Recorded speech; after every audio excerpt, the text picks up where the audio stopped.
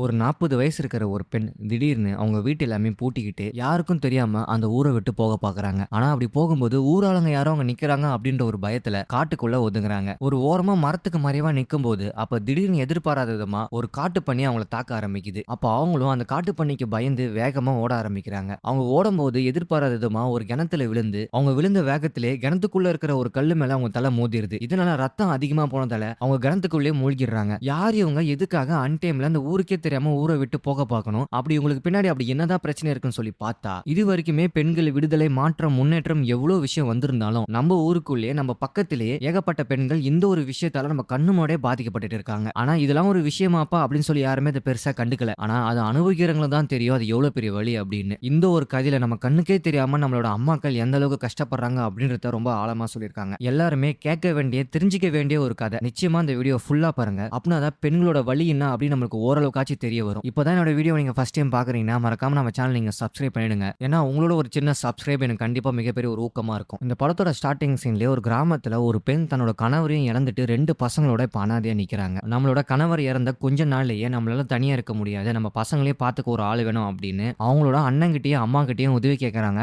அம்மா நீ இதுக்கப்புறம் எங்க வீட்லயே வந்து இருந்துக்கமா, பசங்க வேற சின்ன பசங்களா இருக்காங்க, நீயும் பாத்துப்ப, நானும் வேலைக்கு போய் சம்பாதிப்பேன் அப்படின்னு சொல்லி உதவி கேட்கறாங்க. அதுக்கு அவங்க அம்மாவும் உங்க அப்பனை விட்டுட்டு என்னால வர முடியாது, நான் போனா உங்க அப்பாவை யாரை பாத்துப்பா அப்படின்னு அவங்களும் வர முடியாதுன்னு சொல்லிடுறாங்க. சோ அப்படி எல்லார்கிட்டயும் உதவி கேட்டுமே யாருமே வர முடியாதுன்னு சொல்லிடுறாங்க. கடைசியில அவங்க ஒரு முடிவு பண்றாங்க, நம்ம 2 பசங்களையும் நம்ம தான் தனியா நின்னு போராடி காப்பாத்தணும், சரி நம்மளே நம்ம பசங்களை பாத்துப்போம் அப்படின்னு பசங்களை அவங்களே வளர்க்க ஆரம்பிக்கிறாங்க. ஆனா என்னதான் எல்லா விஷயத்தையும் அவங்க பசங்களுக்கு சொல்லி கொடுத்தாலுமே சின்ன வயசுல பிடிவாத குணம் ரொம்பவே அதிகமா இருக்கும். சோ ஒரு பொருளுக்கு ஆசைப்பட்டா கூட அதை பிடிவாதம் பிடிச்சிட்டே இருக்காங்க. அப்ப நம்ம எவ்வளவுதான் சொல்லி கொடுத்தாலும் நம்ம பசங்க நம்ம பேச்சே கேட்க மாட்டாங்க. அப்ப இவங்களை ஹாஸ்டலுக்கு அனுப்பிட்டா அங்க இருக்கிற ரூல்ஸ் படி இவங்களை ஓரளவுக்காச்சும் கட்டுப்பாட்டுக்குள்ள கொண்டு வரலாம் அப்படின்னு அவங்க அம்மாவும் இந்த 2 பசங்களை ஹாஸ்டலுக்கு அனுப்பி படிக்க வைக்க ஏற்பாடு பண்றாங்க. ஆனா பசங்க எவ்வளவு கெஞ்சி கேட்கறாங்க, அம்மா இதுக்கப்புறம் நான் சொல் பேச்சை கேட்கறமா, என்ன ஹாஸ்டலுக்குலாம் அனுப்பாதீங்கமா அப்படின்னு. பசங்க என்னதான் அழுதுட்டே கெஞ்சி கேட்டாலும் அவங்க எதுக்குமே உடன்படுற மாதிரி கிடையாது. நீங்க ஹாஸ்டல் போயே ஆகணும் அப்படின்னு சொல்லி தீர்மானமா இருக்காங்க. ஹாஸ்டலுக்கு ஏத்தி விட்ட உடனே அந்த பஸ்ல இருந்து பாதி தூரம் கூட போல அவங்களால அந்த வலியை தாங்க முடியல. ஏன்னா எனக்குன்னு ஆதரவா இருந்தா என் கணவரை இறந்துட்டாரு, இதுக்கப்புறம் இந்த பசங்க தான் என் உலகம் அப்படின்னு இருந்த போது இப்ப இந்த பசங்களே என்னை விட்டு பிரிய போறாங்களா அப்படின்னு சொல்லி ரொம்பவே கஷ்டப்படுறாங்க. ஒரு கட்டத்துக்கு மேல அந்த பசங்க நான் ஹாஸ்டலுக்கே போக மாட்டான் அப்படின்னு அடம் முடிச்சு கெஞ்சி கூத்தாடி அந்த பஸ்ஸை விட்டு கீழே இறங்குறாங்க. அந்த பசங்களுக்கு எப்படி ஹாஸ்டலுக்கு போக விருப்பம் இல்லையோ அதே மாதிரி தான் இந்த அம்மா என்னதான் அனுப்பிச்சு வச்சாலுமே இவங்களுக்கும் மனசுக்குள்ள ஏதோ ஒரு விஷயம் உறுத்திட்டே இருக்கு. அந்த பசங்க கீழே இறங்கின உடனே இதுக்கப்புறம் நீங்க தனியா என்னை விட்டு எங்கேயுமே போக தேவையில்ல, எவ்வளவு கஷ்டப்பட்டாலும் நான் உங்களை காப்பாத்துறேன்னா அப்படின்னு அந்த பசங்க மேல அந்த அம்மா அந்த அளவுக்கு பாசம் வச்சிருக்காங்க. இப்ப ஆரம்பத்துல அந்த பசங்களும் அம்மா பேச்சை கேட்கறது கிடையாது. ஆனா என்னைக்கு நம்ம அம்மா இவ்வளவு கஷ்டப்படுறாங்க அப்படின்னு தெரிஞ்ச உடனே அந்த பசங்களும் எல்லா விஷயத்தையும் அம்மா பேச்சு கேட்டுதான் பண்றாங்க. அதாவது ஒரு பொட்ட புள்ள இருந்தா அந்த வீடு எப்படி இருக்கணும், எப்படி சமைக்கணும், எப்படி கூட்டணும், எப்படி துணி துவைக்கணும், நமக்கான வேலையை நம்ம தான் செஞ்சு முடிக்கணும், யாரும் நமக்காக வரமாட்டாங்க அப்படின்றத அந்த அம்மா அந்த பசங்களுக்கு சின்ன சின்ன விஷயத்தை கூட பார்த்து பார்த்து சொல்லி கொடுக்குறாங்க. ஆனா இதெல்லாம் ஒரு பிரச்சனையே கிடையாது. ஒரு ஊருக்குள்ள ஒரு 30 வயசுக்குள்ளேயே இருக்கிற ஒரு பொண்ணோட கணவர் இறந்துட்டா அந்த ஊர்ல இருக்கிற ஆம்பளைங்க அந்த பொண்ணை எவ்வளவு தப்பா பார்ப்பாங்க. இந்த பொண்ணுக்கு தான் புருஷன் இல்லையே, நம்ம புருஷனா இருக்க மாட்டாமா அப்படின்னு சொல்லி எத்தனை ஆம்பளைங்க ஏங்குவாங்க. இப்படி அந்த ஊருக்குள்ள இருக்கிற ஆம்பளைங்க தினமுமே ஒவ்வொரு ராத்திரியும் வந்து ஒருத்தனா அந்த பொண்ணை கூப்பிட்டே இருக்காங்க, என் கூட வரியா, நான் உன்னை பாத்துக்கிறேன், நான் உன் பசங்களை படிக்க வைக்கிறேன் அப்படின்னு தினமுமே டார்ச்சர் பண்ணிட்டு இருக்காங்க. என்னதான் எல்லா கதவையும் ஜன்னலையும் மூணாலுமே வீட்டுக்குள்ள இருந்து வெளியே குரல் மட்டும் தான் தினமும் கேட்டுட்டே இருக்கும். சோ இதனால அவங்களுக்கு ஒவ்வொரு நாளும் நரக வேதனையில தான் போயிட்டு இருக்கு. ஆனா அந்த அம்மாக்கு இருக்கிற ஒரே ஒரு குறிக்கோள் எப்படியாச்சும் என் பசங்களை நல்லா படிக்க வச்சு ஒரு நல்ல ஒரு நிலைமைக்கு கொண்டு வரணும்ன்றது அவங்களோட ஆசையே. தன்னோட பசங்களை படிக்க வைக்கணும் அப்படின்ற ஒரே காரணத்துக்காக கிடைச்ச எல்லா வேலையும் அவங்க செய்யறாங்க. செங்கல் சூளைக்கு போறாங்க, வீடு கூட்டுறாங்க, வீட்டு வேலைக்கு போறாங்க, இப்படி என்னென்ன சின்ன வேலையெல்லாம் கிடைக்குமோ எல்லா வேலையும் அவங்க செய்யறாங்க. இதுக்கு நடுவுல முன்னாடி வாழ முளைச்ச அந்த ஆம்பளைங்க வேற தினம் தினம் வந்து டார்ச்சர் பண்ணிட்டு இருக்கானுங்க. ஆனா அவங்களுக்கு வர பிரச்சனைகளையும் கஷ்டங்களையும் கொஞ்சம் கூட கவனிக்காம தன்னோட பசங்களை எப்படியாச்சும் முன்னேற்றணும் அப்படின்றது அவங்களோட ஒரே குறிக்கோளா இருக்கு. சோ இப்படியே காலங்கள் போக போக அவங்களோட பசங்களை நல்லா படிக்க வச்சு அந்த பசங்களை இப்ப காலேஜ் அளவுக்கு பெரிய பையனா ஆயிட்டானுங்க. சோ இவங்களும் தங்களால முடிஞ்சவளுக்கு கடனை உடனே வாங்கி அவங்களோட பசங்களை காலேஜ் எல்லாம் சேர்த்து இப்போ ஓரளவுக்கு அந்த பசங்களும் வளர்ந்துட்டானுங்க. இதுக்கப்புறம் அந்த பசங்க நல்லா படிச்சு அவங்களோட வாழ்க்கையை அவங்களே பாத்துக்கிட்டா போதும். சோ இந்த ஒரு விஷயத்துக்காக தான் அவங்க அம்மா ரொம்பவே ஆசைப்பட்டாங்க. என்னதான் காலங்கள் எல்லாமே போனாலும் அந்த ஊரோட தலைவர் அப்பப்ப அந்த அம்மாவை ரொம்பவே கிண்டல் பண்ணிட்டு இருப்பான். இவங்களோட கணவர் இறந்ததால அது மூலியமா இவங்களுக்கு பென்ஷன் காசு ஒரு மாசம் ஒரு 1000 ரூபாய் வரும். இந்த காசை வச்சு இன்னும் எத்தனை நாள் தான் வாழ்க்கையை ஓட்டவோ அப்படின்னு சொல்லி ஜாட மாடையா பேசுறான். அதுக்கு அந்த அம்மாவும் ஏன் நான் கடைசி வரைக்கும் தனியா தான் இருக்கணுமா, எனக்குன்னு ஒரு வாழ்க்கையை அமைச்சு கூடாதா அப்படின்னு அந்த ஊர் தலைவர்கிட்ட பேசிட்டு இருக்காங்க. அப்ப இவங்க 2 பேர் பேசுற விஷயத்த அந்த ஊரோட பள்ளிக்கூட வாத்தியார் அதை நோட் பண்றாரு. அப்ப அந்த வாத்தியாரே முன் வந்து சரி நம்மளா ஒரு விஷயத்த கேட்டு பார்க்கும் அப்படின்னு அந்த அம்மா கிட்ட ஒரு விஷயத்த கேட்டு பாக்குறாங்க. நீங்க அந்த தலைவர்கிட்ட பேசினதை நான் கேட்டேன், நீங்க மறுபடியும் கல்யாணம் பண்ண ஏதாவது ஐடியா இருக்கா அப்படின்னு அந்த வாத்தியார் கேட்கிறாரு. அதுக்கு அந்த அம்மாவும் மறுபடியும் கல்யாணம்ன்ற ஒரு விஷயமே எங்க வாழ்க்கையில நினைச்சு கூட பார்க்க முடியாது, ஏன்னா ஒரு பொண்ணோட புருஷன் செத்துட்டா அந்த பொண்ணோட வாழ்க்கை அங்கேயோ முடிஞ்சு போச்சு. எந்த ஒரு நல்ல விஷயத்துக்குமோ சொந்த பந்தமோ நமக்கு ஒரு முன்னுரிமை கொடுக்காது. ஊருக்குள்ள நான் யார் எதிர வந்தாலுமே இவ வந்ததால தான் என் காரியமே நடக்க நடக்கல அப்படின்னு என்ன சாபம் விடுவாங்க. இதுக்கு நடுவுல ஏகப்பட்ட ஆம்பளைங்க எப்படா அப்படின்னு சொல்லி காத்துட்டு இருக்கானுங்க. இவ்ளோ பிரச்சனை தலைக்கு மேல இருக்கு. இந்த பிரச்சனைய நான் மீண்டும் கல்யாணம் பண்ணா, இந்த ஊர் நம்மள பத்தி தப்பா பேசாதா அப்படின்னு அந்த அம்மா சொல்றாங்க. அதுக்கு வாத்தியார் ஒரே ஒரு விஷயத்த தான் கேட்கிறாரு. "நீ ஊர விடுமா. உனக்கு மறுபடியும் கல்யாணம் பண்ண விருப்பம் இருக்கா இல்லையா? அத பத்தி நீ என்ன நினைக்கிற?" அப்படின்னு கேட்கும்போது தான் அவங்க அமைதியாவே இருக்காங்க. அப்பதான் மௌனம் சம்மதம்ன்ற அர்த்தமே அவருக்கு புரிய வருது. அதாவது அவங்களுக்கு மறுபடியும் 2வது கல்யாணம் பண்றதுக்கு ஓகே தான். என்னடா அது ஒரு 40 வயசு ஆகுற ஒரு பொண்ணு மறுபடியும் 2வது கல்யாணம் பண்ணா, அதுவும் இப்ப அவங்களோட பசங்களுக்கே கல்யாண வயசு வந்துருச்சு. அந்த பசங்களுக்கு இப்ப கல்யாணம் பண்ணாம இந்த அம்மாவுக்கு இப்ப 2வது கல்யாணம் தேவையா அப்படின்ற ஒரு நிலைமையே வந்திருக்கு. இருந்தாலுமே இவங்க வாழ்க்கையில இதுக்கு முன்னாடி ஏகப்பட்ட கஷ்டங்களை பார்த்திருக்காங்க. இப்ப அவங்க பசங்களும் நல்லா பெரியவங்களாகி வளர்ந்துட்டாங்க. அவங்க வாழ்க்கைய அவங்களே பார்த்துப்பாங்க. இதுக்கப்புறமாச்சும் தன்னோட வாழ்க்கையில ஓரளவுக்கு சந்தோஷம் வராதா அப்படின்ற ஒரு விஷயத்த அவங்க ஏங்குறாங்க. இதனாலேயே உங்களுக்கு 2வது கல்யாணம் அப்படின்ற ஒரு விஷயத்துக்கு ஓரளவுக்கு சம்மந்தம் தான். இருந்தாலுமே அந்த அம்மா திட்டவட்டமா வாத்தியார் கிட்ட சொல்லிடுறாங்க. என்னோட பெரிய பையன் இந்த கல்யாணத்துக்கு ஓகே சொன்னாதான் நான் மறுபடியும் 2வது கல்யாணம் பண்ணிப்பேன்ற விஷயத்த அவங்க கிட்ட சொல்றாங்க. ஏன்னா சின்ன பையனுக்கு அந்த அளவுக்கு விவரம் பத்தாது. பெரிய பையன் தான் ஓரளவுக்கு விவரமா இருக்கான்னு சொல்லி எது வந்தாலும் என் பெரிய பையன் கிட்ட கேட்டுங்க அப்படின்னு சொல்லி வாத்தியார் கிட்ட சொல்லிடுறாங்க. சரி நம்ம வாத்தியார் கூட படிச்ச பையன் தானே அவன், நம்ம தைரியமா போய் கேட்போம் அப்படின்னு அந்த பெரிய பையன் ஊருக்கு வந்த பார்த்து அந்த பையனை கூப்பிட்டு வச்சு கேக்குறாங்க. இந்த பாருப்பா, எனக்கு தெரிஞ்ச ஒரு வாத்தியார் இருக்காரு. அவருக்கு ஒரு 40 42 வயசு இருக்கும். உங்க அம்மாவை அவர் கல்யாணம் பண்ணி கொடுத்துடலாமான்னு கேட்கும்போது, அதாவது ஒரு 23 வயசு ஆகிற ஒரு பையன் கிட்ட போய் உன்னோட அம்மாவை வேற ஒருத்தருக்கு கல்யாணம் பண்ணி கொடுக்குறியாப்பா அப்படின்னு ஒரு கேட்கிற ஒரு விஷயம் இருக்கு பாத்தியா, அந்த பையனால அதை எப்படி எடுத்துக்கணும்னே கூட அவனால அதை ஏத்துக்க முடியல. இதை எப்படி அவன் ஹேண்டில் பண்றது, அவனோட பதில் என்னவா இருக்கும், நான் என்ன சொல்லணும்னு கூட அவனுக்கு சுத்தமா தெரியல. ஒரு மாதிரி சிரிச்சுக்கிட்டும் அழுதுகிட்டும் பதிலே சொல்லாம அவன் அங்க இருந்து ஓடிடுறான். சரி வாத்தியார் தான் ஏதோ தப்பா சொல்றாருன்னு சொல்லி பார்த்தா என்னோட அம்மாக்குமே இந்த விஷயத்துல சம்மதம்ன்ற விஷயம் அவனுக்கு தெரிய வருது. கோவத்துல அங்க இருந்து ஓடி போன மூத்த பையனும் மறுபடியும் வீட்டுக்கே வரான். அவங்க அம்மாவும் அவங்களோட வேலைக்கெல்லாம் போயிட்டு வீட்டுக்கு வராங்க. வீட்டுக்கு வந்த உடனே அவங்க அம்மாவும் நம்ம பையன்கிட்ட அவசரப்பட்டு கல்யாணத்தை பத்தி பேசிட்டோமோ அப்படின்னு சொல்லி ரொம்பவே ஃபீலிங்ல இருக்காங்க. அவங்க பேச வந்தாலுமே கூட அவங்க பையன் முகம் கொடுத்து கூட பேச மாட்டான். இந்த மாதிரிப்பா நான் கேரளாக்கு வேலைக்கு போலான்னு இருக்கேன். ஏன்னா உங்க படிப்பு செலவும் ரொம்ப அதிகமாயிட்டே போயிட்டு இருக்கு. அங்க போய் வேலை செஞ்சா மாசம் 15,000 தரேன்னு சொல்றாங்க. அதனால நான் கேரளாக்கு போறேன்ப்பா அப்படின்னு சொல்லி அவங்க அம்மாவும் மூத்த பையன் கிட்ட பேசிட்டு இருக்காங்க. அதுக்கு அந்த பையன் எந்த ரியாக்ஷனுமே கொடுக்க மாட்டாங்க. எல்லாத்துக்கும் சரிமா சரிமா தான் சொல்றான். ஒரு கட்டத்துக்கு மேல அந்த கல்யாணத்தை பத்தி நீ என்னப்பா நினைக்கிறேன்னு கேட்ட உடனே இப்ப இந்த வயசுல உனக்கு எது கல்யாணம் அப்படின்னு சொல்லி சொம்ப தூக்கி போட்டு அடிக்கிறாரு. உனக்கு என்ன வயசாகுது, எனக்கு கல்யாண வயசு வந்துருச்சு, இந்த சமயத்துல நீ கல்யாணம் பண்ணி பார்க்கணும் அப்படின்னு சொல்றியா, இது எவ்வளவு ஒரு தப்பான விஷயம் தெரியுமா அப்படின்னு அந்த பையனும் தன்னோட அம்மாவுக்கு 2வது கல்யாணம் பண்ணணும் அப்படின்ற ஒரு ஆசை இருக்குன்னு தெரிஞ்ச உடனே அவனால ஜீர்ணிக்கவே முடியல. உடனே அங்க இருந்து கிளம்பி மறுபடியும் காலேஜுக்கே படிக்க போயிடுறான். அந்த அம்மாவும் அவசரப்பட்டு என் பையன்கிட்ட இந்த விஷயத்த சொல்லிட்டுமே அப்படின்னு சொல்லி ரொம்ப ஃபீல் பண்றாங்க. இப்ப கேரளாக்கு வேலைக்கு போன உடனே அவங்க தினமுமே அந்த வேலையில இருந்தா கூட அவங்க பையனுக்கு தினமும் ஃபோன் பண்ணி பாக்குறாங்க. ஆனா அந்த பையன் எடுக்கிற மாதிரியே தெரியல. இதுக்கு முன்னாடி நல்லா படிச்சுட்டு இருந்த அந்த பெரிய பையனும் தன்னோட அம்மாக்கு 2வது கல்யாணம் பண்றதுக்கு ஆசை இருக்கு அப்படின்னு தெரிஞ்ச உடனே தினமும் குடிக்க ஆரம்பிக்கிறான், சரக்கு அடிக்கிறான், பசங்களோட சேர்ந்து ஊர் சுத்துறான். சோ தன்னோட வாழ்க்கையா அழிச்சிட்டு இருக்கான். அதோட அந்த பெரிய பையனோட மனசுல மிகப்பெரிய ஒரு பாதிப்பை எது ஏற்படுத்துச்சுன்னா, அவங்க அம்மா தன்னோட அப்பா இறந்த பார்த்து பொது இடங்கள்லயோ வீட்லயோ பொட்டே வைக்க மாட்டாங்க. ஆனா இப்ப அந்த கல்யாண பேச்சு வந்த உடனே அவங்க அம்மா பொட்டு வச்சுட்டு இருக்கிறத அவன் பாக்குறான். இத்தனை நாளா எங்க அம்மா பொட்டே வைக்கல, இப்ப திடீர்னு பொட்டு வைக்கிறாங்கன்னா அப்ப அவங்களோட தேவை என்னவா இருக்கு, அவங்களோட ஆசை என்னவா இருக்குன்னு சொல்லி அவன் ரொம்பவே தப்பா யோசிக்க ஆரம்பிக்கிறான். சோ இந்த ஒரு விஷயம் அவனுக்கு ரொம்பவே பாதிக்குது. இதனால ஒரு நல்ல பையன் சரக்குக்கு அடிமையாகி மிகவே ஒரு மோசமான நிலைக்கு போறான். அவங்க அம்மா இதை நினைச்சு பாக்குறாங்க, நம்ம அவசரப்பட்டு நம்ம பையன் கிட்ட கேட்டுட்டோமே அப்படின்னு. சோ இந்த ஒரு விஷயத்தாலேயே அவங்க எவ்வளவுதான் கால் பண்ணாலும் அந்த பெரிய பையன் எடுக்கிற மாதிரியே தெரியல. கடைசியா அவங்களோட முதல் மாசம் சம்பளம் வந்த உடனே அந்த சம்பள பணத்தை தன்னோட பெரிய பையனுக்கு அனுப்பி வைக்கிறாங்க. எந்த பொட்டு மூலியமா தான் பையனுக்கும் எனக்கும் பிரச்சனை வந்துச்சோ அதே பொட்டு அந்த பணத்துல ஒட்டி, பொட்டும் வெறும் முடிவுதான், ஆரம்பம் கிடையாது அப்படின்னு சொல்லி இதுக்கான பிரச்சனைக்கு ஒரு முற்றுப்புள்ளி வைக்கிறாங்க. அந்த பையனும் சரி நம்ம அம்மா தெரியாம ஒரு விஷயத்தை கேட்டிருப்பாங்க, நம்ம இதுக்கப்புறம் நார்மலா இருப்போம், நம்மளோட வாழ்க்கையை பார்ப்போம், நம்மளோட படிப்பை பார்ப்போம் அப்படின்னு அவனும் தன்னோட சாதாரண ஒரு வாழ்க்கைக்கு திரும்புறான். சோ இதுக்கப்புறம் யாருமே அவங்க அம்மாவோட 2வது திருமணத்தை பத்தி யாருமே பேசுறது இல்ல. இப்படியும் 5 வருஷம் ஓடிடுது. 5 வருஷம் கழிச்சு அந்த 2 பசங்களும் நல்லா வளர்ந்துட்டாங்க. வளர்ந்த பார்த்து இந்த அம்மாவோட அண்ணன் ஒருத்தர் இருப்பாரு, அதோட இவங்களோட மாமா. இவங்க மாமா தன்னோட பொண்ணுக்கு தான் அந்த 2 பசங்களை ஏதோ ஒரு பையனை கல்யாணம் பண்ணி கொடுக்கணும் அப்படின்னு சொல்லி ரொம்ப பிடிவாதமா இருப்பாரு. ஆனா சின்ன பையன் ஏதோ லவ் அப்படின்னு சொல்லி சுத்திட்டு இருக்கான். சோ ஒரு பெரிய பையனுக்கு கல்யாணம் பண்ணி வச்சிடலாம் அப்படின்னு சொல்லி அவங்க அம்மா ஒரு முடிவு பண்ணி வச்சிருக்காங்க. பெரியவனும் படிச்சு முடிச்சு ஒரு நல்ல ஒரு வேலையில செட்டில் ஆயிருப்பாரு. அவரு கை நிறைய ரொம்ப சம்பாதிக்கிறாரு. இப்படியே மாசங்கள் போக போக திடீர்னு ஒரு நாள் பெரியவரும் அவங்க அம்மாக்கு கால் பண்றாரு. அப்பதான் அம்மா நான் அவங்ககிட்ட ஒரு விஷயம் கேட்கணும், இத்தனை நாள் அந்த விஷயம் மனசை போட்டு உறுத்திட்டே இருக்கு, சரி அப்படி என்னதாண்டா உன் பிரச்சனை கேள்றா அப்படின்னு சொல்லும் போதுதான் அம்மா நீ ஏன் மறுபடியும் 2வது கல்யாணம் பண்ண கூடாது அப்படின்னு சொல்லி கேட்கிறாரு. என்னடா அது, இதுக்கு முன்னாடி அம்மாவே வந்து நான் 2வது கல்யாணம் பண்ணட்டா அப்படின்னு சொல்லி கேட்கும்போது இந்த வயசுல உனக்கு எதுக்கு 2வது கல்யாணம் அப்படின்னு சொல்லி 5 வருஷத்துக்கு முன்னாடி அது எதிர்த்தாரு. இப்ப திடீர்னு 5 வருஷம் கழிச்சு அவரா முன் வந்து அம்மா நீ ஏன் மறுபடியும் 2வது கல்யாணம் பண்ணக்கூடாதுன்னு ஏன் இந்த கேள்வி கேட்கணும், இந்த 5 வருஷத்துல அப்படின்னு ஒரு மிகப்பெரிய மாற்றம் அந்த பெரியவனுக்கு வந்துச்சுன்றது சுத்தமா தெரியல. அதுக்கு அந்த அம்மாவும் ஏடா தேவலாம் பேசிட்டு இருக்க, எனக்கு இந்த வயசுல எதுக்குடா கல்யாணம், நீ மீண்டும் மீண்டும் பிரச்சனை ஏற்படுத்தாத அப்படின்னு சொல்லி அந்த ஒரு விஷயத்தை இக்னோர் பண்ண பாக்குறாங்க. ஆனா பெரியவனும் விடுற மாதிரியே தெரியல. தினமுமே போன் பண்ணி அம்மா நீ கல்யாணம் பண்ணிக்கமா, நீ கல்யாணம் பண்ணிதாமா ஆகணும் அப்படின்னு சொல்லி தினமுமே டார்ச்சர் பண்ணிட்டு இருக்கான். ஒரு கட்டத்துக்கு மேல அந்த அம்மாவும் இவனை எப்படியாச்சும் சமாளிக்கணுமே அப்படின்னு சொல்லி சரிடா நான் கல்யாணம் பண்ணிக்கிறேன், ஆனா அதுக்கு ஒரே ஒரு கண்டிஷன், நீ ஒரு பொண்ணை பார்த்து கல்யாணம் பண்ணு, அந்த பொண்ணோட அப்பா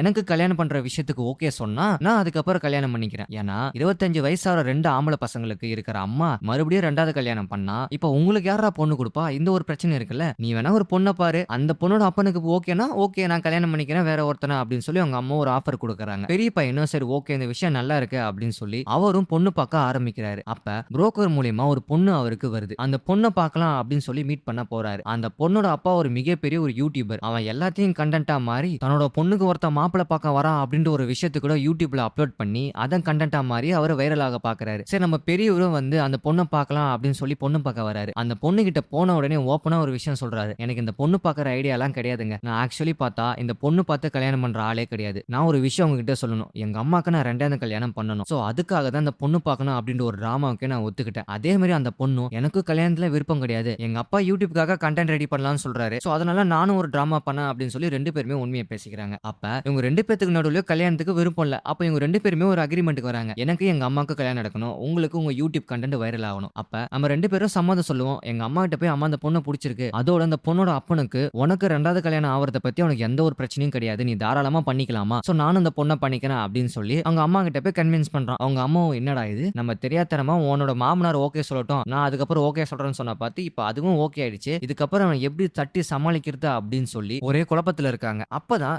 திடீர்னு இந்த பெரியவனும் எப்படி தன்னோட அம்மாவுக்கு 2வது கல்யாணம் பண்ணணும் அப்படின்ற ஒரு ஆசை அவனுக்கு வந்துருச்சு. இதனால ஒரு மிகப்பெரிய மாற்றம் அப்படின்னு பொண்ணு பார்க்க போற இடத்துல அந்த பொண்ணும் கேக்குறாங்க. அப்பதான் அந்த பெரியவரும் விஷயம் சொல்றாரு. நான் வேலை விஷயமா டவுனுக்கு ஷிஃப்ட் ஆகி வந்த உடனே எங்க அம்மா என்னை பாக்குறதுக்காக டவுனுக்கு என் வீட்டுக்கு வந்திருந்தாங்க. அது ஒரு சின்ன வீடு தான். நான் வெளியே போன பார்த்து எங்க அம்மா அந்த கதவை திறந்து வெளியவே வரல. அந்த ரூமுக்குள்ளே செஞ்ச வேலையை மறுபடியும் திருப்பி திருப்பி செஞ்சுக்கிட்டே இருக்காங்க. அயன் பண்ண சட்டையை அயன் பண்றாங்க, கூட்டுறாங்க, பெருக்குறாங்க, காய்கறி கட் பண்றாங்க. இப்படியே செஞ்ச வேலையை திருப்பி திருப்பி செஞ்சுட்டே இருக்காங்க. அந்த ரூம்ல நான் ஒரு சிசிடிவி கேமராவை செட் பண்ணி வச்சிருந்தேன். அந்த கேமரா மூலியமா நான் பார்க்கும்போது தான் எங்க அம்மா அந்த ரூமுக்குள்ள ஒரு அடப்பட்ட ஒரு எலி மாதிரி மாட்டிக்கிட்டு அந்த ரூமுக்குள்ளே சுத்தி சுத்தி வந்துட்டு இருக்காங்க. அப்பதான் எனக்கு ஒரு விஷயம் புரிஞ்சிச்சு. அடச்சே எங்க அம்மாவுக்கு கண்டிப்பா ஒரு மறு வாழ்க்கை தேவைப்படுது. ஏன்னா எங்களுக்காக தான் அவங்களோட ஆரம்ப காலகட்டத்துல எங்க அப்பா இறந்தாலும் கூட அவங்க 2வது கல்யாணமே பண்ணிக்கல. இப்போ அவங்களோட கடைசி காலத்துல அவங்களுக்கு ஆதரவா ஒரு துணை ஒண்ணு தேவைப்படுது. அதையே நான் பண்ணி வைக்க கூடாது. இதுல என்ன தப்பு இருக்கு? எங்க அம்மாக்கு 5 வருஷம் முன்னாடி நான் கல்யாணம் பண்ணலாம்னு கேட்கும்போது எனக்கு தப்பா தான் பட்டுச்சு. ஆனா இப்ப எனக்குன்னு ஒரு மெச்சூரிட்டி வந்துருச்சு. இப்ப எனக்கு தப்பாவே படல. அது மட்டும் இல்லாம அதோட ஒரு நல்ல பிள்ளைக்கு அழகு ஃபோன் பண்ணி அம்மா கிட்ட சாப்பிட்டியாமா என்னமா பண்றேன்னு கேட்கறது மட்டும் இல்லாம அவங்களோட அம்மாக்காக உண்மையா யோசிச்சு அவங்களுக்கு என்னதான் பிரச்சனை இருக்கு, அவங்க வாழ்க்கையில அப்படி என்னதான் ஒரு மாற்றத்தை கொண்டு வர முடியும் எவன் ஒருத்தன் யோசிக்கிறானோ அவன் தான் அவனுக்கு உண்மையான புள்ளியா இருக்கான் அப்படின்றத அந்த பெரிய பையனும் அந்த பொண்ணு கிட்ட சொல்றான். சோ இதனாலதான் அந்த பொண்ணுமே இந்த டிராமாவுக்கு ஓகே சொல்றாங்க. ஆனா அம்மாவை பொறுத்த வரைக்கும் எப்படியாச்சும் இந்த 2வது கல்யாணத்துல அவங்களுக்கு விருப்பமே இல்ல.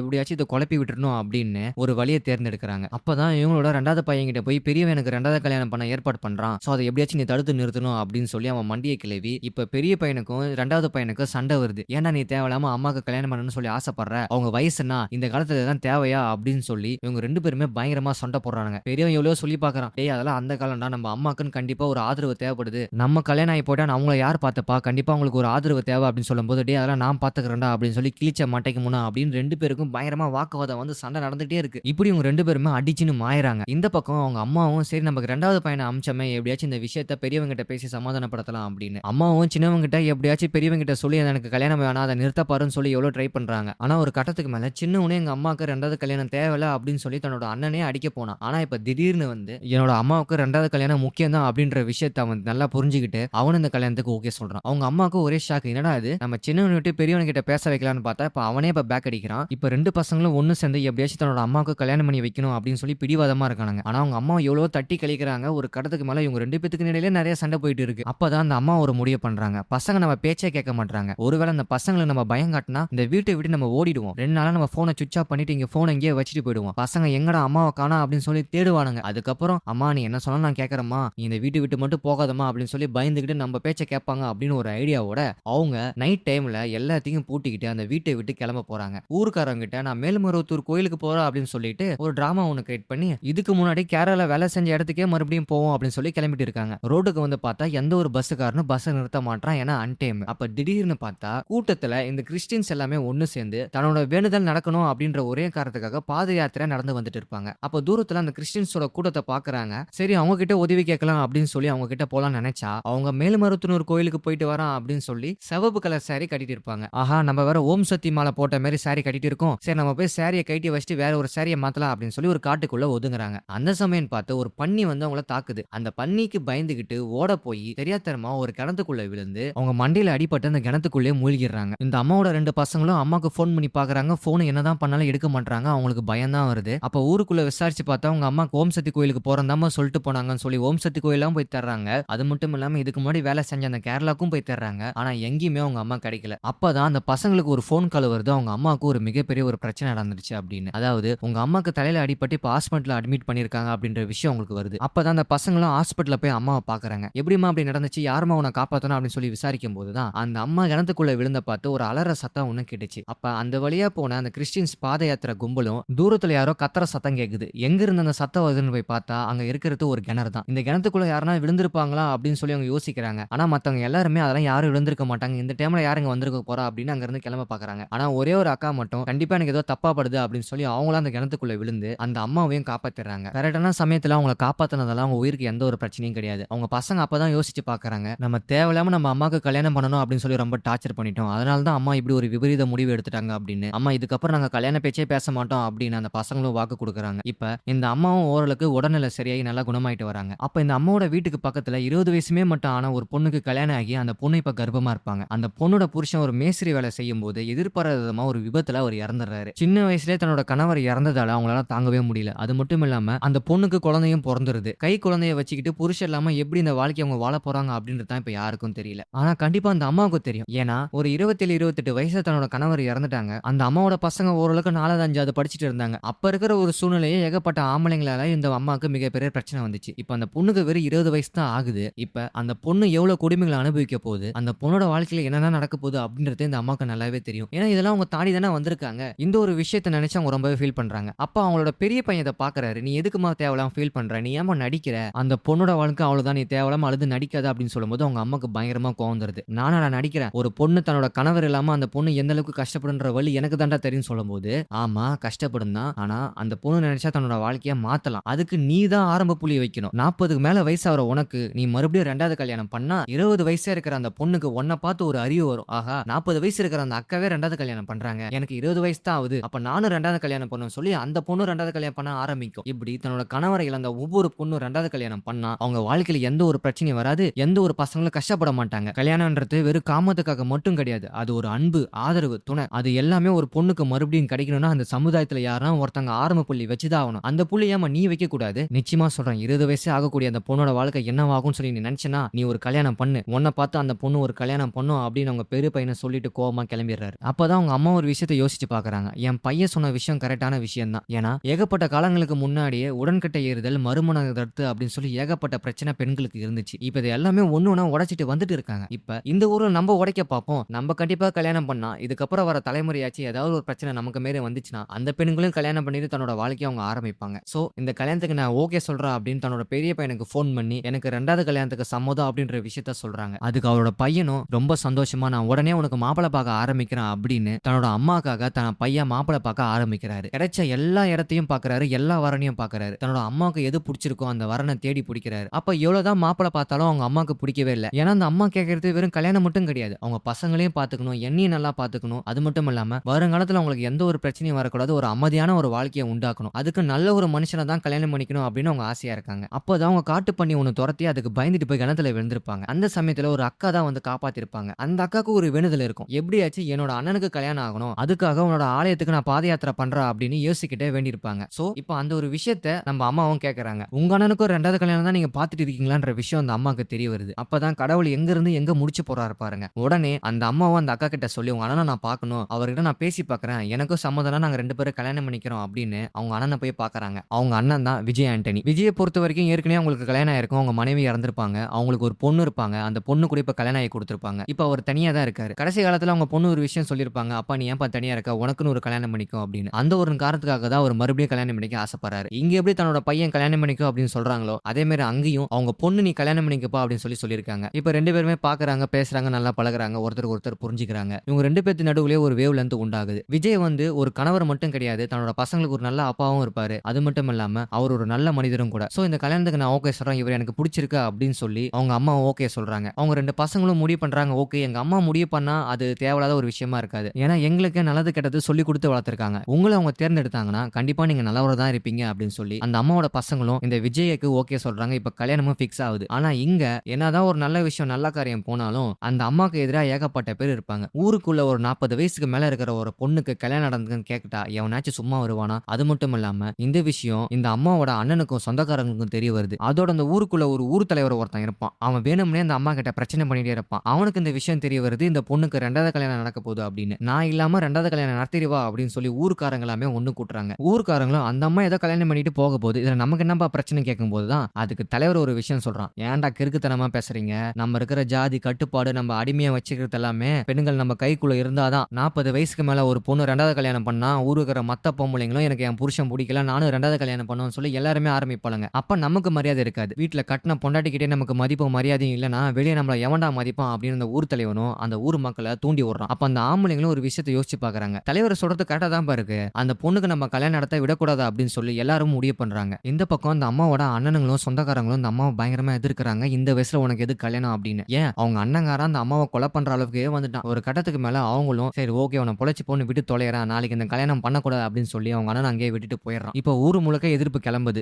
சொந்தக்காரங்க மத்தியிலும் எதிர்ப்பு கிளம்புது. அதே மாதிரி கல்யாணம் பண்ணா நான் வெட்டுவேன் குத்துவா அப்படின்னு சொல்லி ஊர்க்காரங்க கிளம்பி நிக்கிறாங்க. இதுக்கெல்லாம் நடுவுல யார் என்ன சொன்னாலும் சரி எங்க அம்மாக்கு நான் கல்யாணம் பண்ணி வைப்பேன்டா அப்படின்னு சொல்லி அந்த பசங்க ரொம்ப பிடிவாதமா இருக்காங்க. இப்ப மறுநாள் காலையிலே கோயிலுக்கு கிளம்பி போறாங்க. இப்ப விஜயும் வராரு. அவங்க அம்மாவுக்கும் விஜய்க்கும் 2 பேருமே கல்யாணம் நடக்க போகுது. அப்ப திடீர்னு ஊர்க்காரங்க எல்லாமே ஒண்ணு சேர்ந்து கல்யாணம் நிறுத்த வராங்க. அப்ப திடீர்னு ஏற்கனவே அவங்க மூத்த பையன் ஒரு பிளானிங் ஒண்ணு பண்ணிருப்பாரு. அதாவது ஊர்க்காரங்களுக்கு யாருக்கு பயப்படுறானோ இல்லையோ கண்டிப்பா பிரஸ்ஸுக்கு பயப்படுவானுங்க. அதாவது என் மூஞ்சி வெளியே தெரியுது சட்டம் இப்படி எல்லாம் இருக்குன்னு சொல்லிட்டா அவனுக்கு கண்டிப்பா ஊர்க்காரங்க பயப்படுவானுங்க. ஏன்னா ஊர்க்காரனுக்கு எவனுமே சொல் புத்தியும் கிடையாது சுய புத்தியும் கிடையாது. எவனா ஒருத்தன் சொல்லுவான் அதை ஆட்டு மண்ட மாதிரி கேட்டுட்டு வந்து ஊங்கொட்டுவானுங்க. இதான் அங்க பிரச்சனை. அதனாலே பிரஸ் மீடியா எல்லாமே கூட்டிட்டு வந்து அந்த பெரிய பையனும் ஊர்க்காரங்களை கவரேஜ் பண்ணி சோ இப்படி ஒரு சம்பவம் நடக்குது. இது இந்த ஊர்க்காரங்க எதிர்க்கிறாங்க. இது சட்டப்படி தப்புன்றத நிரூபிச்சு எல்லாரையும் மிரட்டுறாரு. ஒரு கட்டத்துக்கு மேல நமக்கு எதுக்கு வம்பு சட்டத்திலே 2வது கல்யாணம் பண்ணலாம் அப்படின்னு சொல்லி இடம் இருக்கு. அதே மாதிரி நம்ம தடுக்க போனா நம்மள தான் ஜெயில புடிச்சு போடுவாங்க அப்படின்னு ஊர்க்காரங்க அதுல இருந்து ஒதுங்குறாங்க. ஒரு கட்டத்துக்கு மேல ஊரையும் எதிர்த்து சொந்தக்காரங்களையும் எதிர்த்து விஜய்க்கும் அவங்க அம்மாக்கும் நல்லபடியா கல்யாணம் நடந்து முடியுது. இதெல்லாம் ஒரு பக்கம் இருந்தாலும் இந்த 2 பசங்க 40 வயசுக்கு மேல இருக்கிற தன்னோட அம்மாவுக்கு கல்யாணம் பண்ணி பார்க்கணும் அப்படின்னு சொல்லி ஒரு முடிவு எடுத்தானுங்க பாத்தீங்களா? அதுதான் இந்த உலகத்தோட ஒரு மிகப்பெரிய சிறந்த ஒரு முடிவு. இப்ப நான் சொல்ற கதை எல்லாமே ஒரு கற்பனையில எடுத்தப்பட்ட கதை கிடையாது. நிஜமாலுமே கள்ளக்குறிச்சிக்கு பக்கத்துல ஒரு கிராமத்துல இந்த மாதிரி ஒரு சம்பவம் நடந்திருக்கு. தன்னோட அம்மா தங்களை கஷ்டப்பட்டு வளர்த்தாங்க. கடைசி காலத்துல அவங்களுக்கு ஒரு துணை தேவைப்படுது அப்படின்னு அந்த 2 பசங்களும் முடிவெடுத்து தன்னோட அம்மாவுக்கு 2வது கல்யாணம் பண்ணி வச்சாங்க. சோ இந்த மாதிரியான ஒரு விஷயங்கள் நம்ம ஊருக்குள்ளே நம்ம பக்கத்திலே நடந்துட்டு இருக்கு. இதெல்லாம் பார்க்கும்போது எவ்வளவு ஒரு சந்தோஷமா இருக்கு. பெண்கள் எப்பவுமே அடிமையா தான் இருக்கணுமா? பெண்களோட வாழ்க்கையை அவங்களால முடிவு பண்ண முடியாது. அவங்களுக்கு சுதந்திரமான ஒரு வாழ்க்கை இல்லையா அப்படின்றத இந்த படத்துல ரொம்ப ஆழமா தெளிவா சொல்லியிருப்பாங்க. அது மட்டும் இல்லாம விஜய்க்கும் அந்த அம்மாவுக்கு கல்யாணம் நடந்து இப்ப அந்த 2 பசங்க விஜயோட அந்த பொண்ணு எல்லாருமே ஒண்ணு சேர்ந்து ஒரு குடும்பமா வாழ்ந்துட்டு இருக்காங்க. இதோட அந்த படத்தோட கதையை முடிக்கிறாங்க. இந்த படத்தோட கதையை யாரெல்லாம் கடைசி வரைக்கும் கேட்டுட்டு இருக்கீங்களோ மறக்காம அவங்க கமெண்ட் பாக்ஸ்ல போய் குட் ரிவ்யூ அப்படின்னு சொல்லி கமெண்ட் பண்ணுவாங்க. ஏன்னா எத்தனை பேர் என்னோட வீடியோ பாக்குறீங்க அப்படின்னு சொல்லி நான் தெரிஞ்சுக்க ஆவலா இருக்கேன். உங்களோட ஒரு சின்ன கமெண்ட் எங்களுக்கு கண்டிப்பா ஒரு பெரிய உறுதுணையா இருக்கும் நான் நம்புறேன். அதோட 100 சாமி மூவியோட எக்ஸ்பிளைன் வீடியோ உங்களுக்கு பிடிச்சிருந்தா